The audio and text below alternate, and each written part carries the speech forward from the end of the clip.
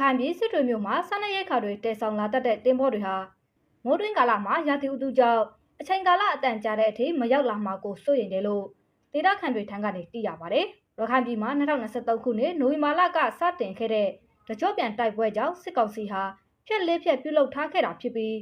ခဲ့တဲ့2024ခုနှစ်ဧပြီလလောက်မှစတင်က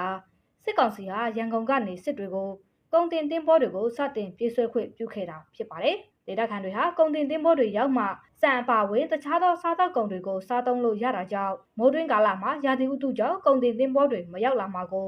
စိုးရိမ်ကြောင်းဒေသခံတို့ကပြောပါတယ်။ဆန်မရှားဘူးမဟုတ်ဘူးလေဒီတင်ပေါ်ဒီမိုးတွင်းအတွက်တင်ပေါ်တွေမဝင်ဖြစ်ဘူးဆိုရင်တော့ရှားမှာပေါ့အခုကအဲ့ဒီတင်ပေါ်နဲ့လာတဲ့ဆန်တစ်မျိုးတည်းပဲစားနေရတာလေဒီဘက်ကဆန်တွေထွက်မှမထွက်တာဒီတစ်ခေါက်တော့ကြာသွားတယ်ဒါပေမဲ့အခုဒီတစ်ခေါက်ကမကြောက်ပထမတစ်ခေါက်ကြာတာပထမတစ်ခေါက်က3လလောက်ကြာသွားတယ်လေဒီကပကြံနဲ့ဘာနဲ့ညာနဲ့မုန်တိုင်းရှိတယ်လို့ဘာညာလို့လည်းလေတက်ခွင့်မပေးဘူးဆိုပြီးတော့သွားခွင့်မပေးမုန်တိုင်းရှိလို့ဆိုပြီးတော့အဲ့မှာ2လလောက်တော့ကြာသွားတယ်တင်ပေါ်မရောက်တဲ့အခါတွေမှာဆန်အပါဝင်ကုန်စည်နှုန်းတွေဟာဈေးမြင့်တက်ခဲ့ပြီးခဲ့တဲ့အခါတင်ပေါ်မရောက်ခင်တုန်းက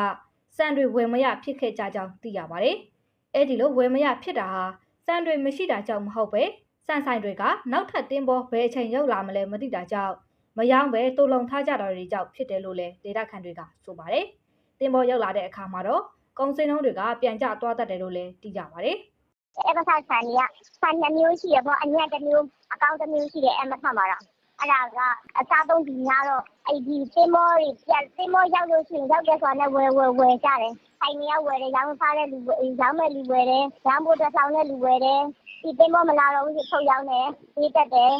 ဆန်မရှိဘူးဆိုပြီးတော့ဆိုင်တွေမှာတွားဝယ်ဆန်မရှိဘူးပေါ့နော်အပြင်ဆိုင်တွေမှာဝယ်လို့ရတယ်ရေးကြည့်တယ်ပေါ်စားမွေးကတိတ်ဈေးမတက်ဘူးဒီပေါ်စားမွေးလည်းတိတ်ဖားတဲ့လူမရှိဘူး2023ခုနှစ်နိုဝင်ဘာလကစတင်ခဲ့တဲ့တကြော့ပြန်တိုက်ပွဲဟာအခုဆိုတစ်နှစ်ကျော်ကြာမြင့်နေပြီဖြစ်ပြီးဒေသခံလူထုတွေဟာကုန်စည်နှုန်းမြင့်တက်မှုအစားအသောက်နဲ့ဆေးဝါးရှားပါမှုအလောက်ကန်ရှားပါမှုအဖြစ်ပညာရေးချုပ်ရွေးမှုတို့နဲ့ပါရင်ဆိုင်နေကြရပါတယ်။လက်ရှိမှာတော့အာရခတပ်တော်ဟာတိုက်ပိုက်ဖို့ကြံရှိတဲ့မြို့ 3 မြို့ထဲကမှကြောက်ဖြူမြို့ကိုထိုးစစ်ဆင်တိုက်ခိုက်လျက်ရှိနေတာပါ။